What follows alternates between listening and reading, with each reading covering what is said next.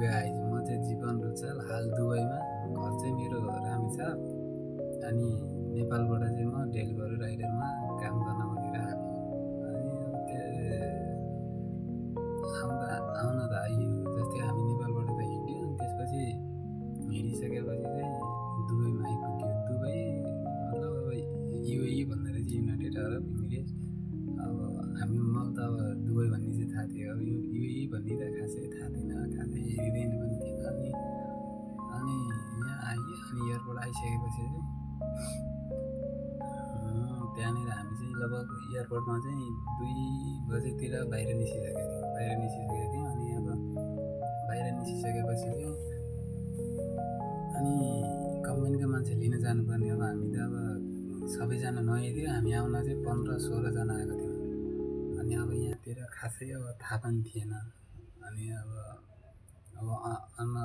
भनौँ न अब नयाँ ठाउँमा त अब के हो कसो हो भन्ने हुन्छ नि त अनि यहाँ त्यस्तै पऱ्यो अनि त्यसपछि अनि 2 बजे हामी चाहिँ अनि त्यहाँ बस्ने ठाउँ थियो अनि त्यहीँ सुत्ने बस्ने अनि अब वाइफाई चलाएको थियो घरतिर फोनसोन गर्ने ल हामी आइपुग्यौँ भन्ने गऱ्यो अनि त्यसपछि कम्पनीको मान्छे आउन त आयो तर 9 बजे पुग्यो 9 बजे पुगिसकेपछि पनि अब एउटा गाडी लिएर आएको थिएँ अनि त्यसपछि सबैजना अटेन अनि फेरि टिप गरियो त्यो पहिलो टिपमा अरू पठाइदिउँ अनि त्यसपछि हामी 6-7 जना फेरि पछि आयौँ अनि त्यसपछि आइयो अनि आउने बित्तिकै चाहिँ हाम्रो मेडिकल भइहाल्यो अनि त्यसपछि अनि अब त भयो नि त अब त ल अब त 1.5 लाख रुपियाँ कमाइहालिन्छ भन्ने भयो अब भोलिपल्ट त्यही आज एक दिन भोलिदेखि त काममा गइहालिन्छ नि भन्ने भयो अनि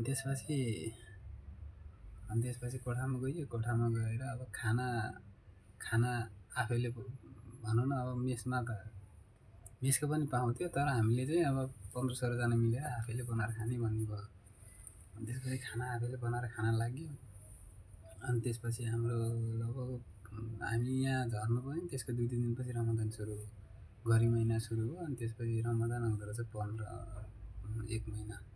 1 महिना रमजान भइसकेपछि त्योमा चाहिँ बाहिर जहाँ पनि बसेर खाना पाइएन पानी जाने अब यताउति खाना पाइएन अब त्यो चाहिँ उनीहरूले पनि नखाएको रहेछ अरूले पनि अब नखाएकै राम्रो भनौँ न अब तपाईँहरू पनि अब यसैमा नआए पनि अरूमा आउँदै हुनुहुन्छ भने चाहिँ अब त्यो रमजानको बेला चाहिँ बाहिर फेर अब खासै नखाएकै राम्रो हुने रहेछ अनि अहिले त बानी परियो अनि त्यतिखेर त सुरुमा त के हो कसो के हुने हो भन्ने हुन्थ्यो नि त अनि त्यही भएर अनि रमजान 1 महिना कटाइयो त्यो कटाइसकेपछि अनि रमजानको बिचमा चाहिँ हाम्रो फिङ्गर प्रिन्ट गर्न लग्यो अनि फिङ्गर प्रिन्ट गर्न लगिसकेपछि अनि त्यसको लगभग 1 महिनापछि हाम्रो हातमा आइडी आयो आइडी आइसकेपछि यहाँ चाहिँ फेरि भनौँ न अरू देशमा जस्तो त्यो आइडी कार्ड नभइकन हिँड्नु त्यस्तो नहुँदो रहेछ हामी त जता पनि गइदिन्थ्यौँ घुम्न जाने अब त्यही त पनि नयाँ मान्छे समुद्रतिर जाने कति कता जाने त्यस्तो धेरै घुमिन्थ्यो अनि त्यसपछि अनि घुम्यो अनि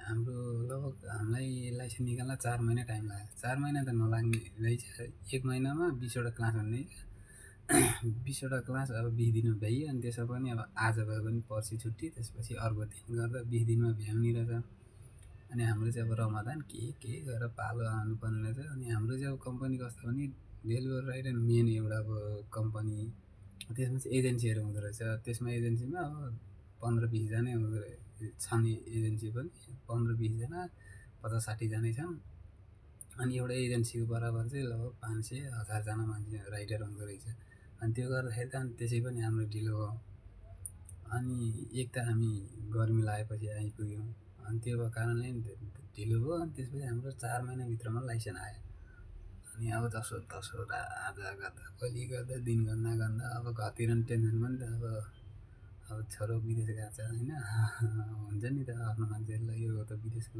के हो कसो अनि हुन्छ नि त अब अनि 4 महिना भइसक्यो अब त पत्तै छैन अनि पैसा पठाउने अनि त्यसपछि 4 महिनापछि लाइसेन्स आयो हातमा लाइसेन्स आइसकेपछि पनि भोलिपल्ट काममा गइएन त्यसपछि फेरि अनि त्यहाँ त्यो हाम्रो लाइसेन्स हातमा परिसकेपछि पनि 10-15 दिनपछि इन्टरभ्यू भइसकेपछि इन्टरभ्यूमा पास भएँ अनि त्यसपछि इन्टरभ्यूमा चाहिँ अब के सोध्दो रहेछ भने चाहिँ अब कति वर्ष काम गरे के गरे अब एक्सपिरियन्स के छ भनेर सोध्दो रहेछ अनि त्यसलाई यो भनेपछि चाहिँ ल भनेर पास भइयो। पास भइसकेपछि हाम्रो फेरि त्यो गरेपछि नि अनि ट्रेनिङ हुँदो रहेछ। ट्रेनिङ चाहिँ कस्तो हुने भने अब म्यापहरू हेर्ने, अब नेपालमा त खासै म्यापहरू हेर्न नजानेको, चलाएको पनि थिएन। अब यहाँ चाहिँ बाटो यस्तो 5-6 लाइनको 6 लाइनको बाटो, अनि पुल माथि पुल, यस्तो पुल माथि पुल हुँदो रहेछ। अनि अब त्यो यो म्याप बिना त हिँड्नै नसक्ने। अनि त्यो भएर अनि त्यो म्याप पनि कोठामा बस्दा बस्दा हेर्न जाने अलिअलि। अनि त्यसपछि ट्रेनर हुँदो रहेछ त्यो हामी इन्टरभ्यू पास भइसकेपछि चाहिँ उसले ठाउँ ठाउँमा लगेर यो ठाउँमा यो ठाउँमा यो मल हो भनेर, मल पनि ठुल्ठुलो हुने रहेछ यहाँ चाहिँ।